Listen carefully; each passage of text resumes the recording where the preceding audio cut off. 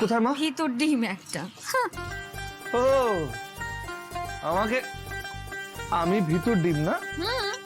আমি ভিতর এই না, ডিম একদম না। আমি সরো। উফ, সত্যি এই শোনো, এইসব করার সময় নয় এটা। কত রান্না করতে হবে বলো তো? আমি চালটা ধুয়ে দিয়েছি, আর ভাতটা একটু বসিয়ে দাও তো, তারপরে আমি দেখে নিচ্ছি সবজি কি হবে না হবে। নাও নাও নাও নাও নাও ভাত। ভাত? হ্যাঁ, চালটা বসিয়ে দাও। ভাত তো কখনো আমি রাঁধিনি না, মানে মা আমাকে কখনো রান্না করে ঢুকতেই দেয়নি। না মানে এরকম না যে আমি কিছুই পারি না, আমার সিলেবাসে 4টে জিনিস আছে। কি কি? নাম্বার 1 টি, নাম্বার 2 কফি, নাম্বার 3 স্যুপ, আর নাম্বার 4 এগস অমলেট। মানে ওই গ্যারেজে এগুলো দরকার হতো তাই জানি। বুঝেছি, কিন্তু এবার যে তোমাকে সবকিছু শিখতে হবে রাজ।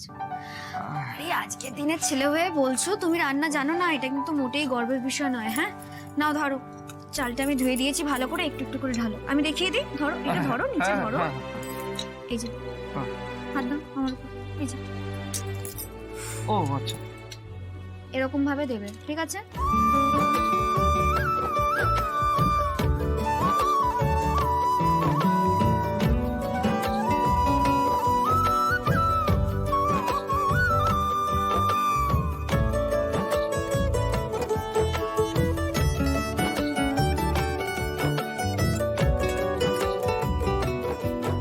কি জানো তো রাজ,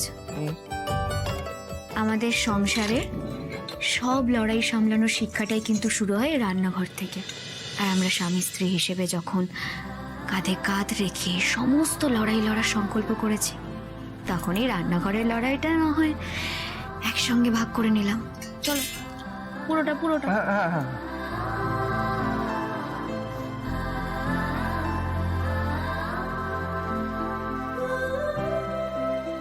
কিন্তু শ্রী, তোমার কি মনে হয় এই রান্না বান্না আমি পারবো? মানে এই রান্না বান্না তো হেব্বি কঠিন। তাহলে ভাবো তো, এরকম কঠিন কাজ কত মেয়ে অনায়াসে দিনের পর দিন করে যায়, আর আমরা তাদের এই কঠিন শ্রমের মূল্যটুকু দিতে ভুলে যাই। একদম কঠিন বিষয় নয়, একদম ভয় পেও না।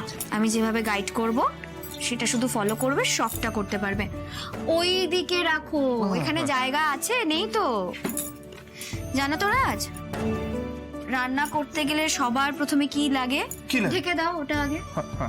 দাঁড়ো দাঁড়ো, করো। এই যে বললে।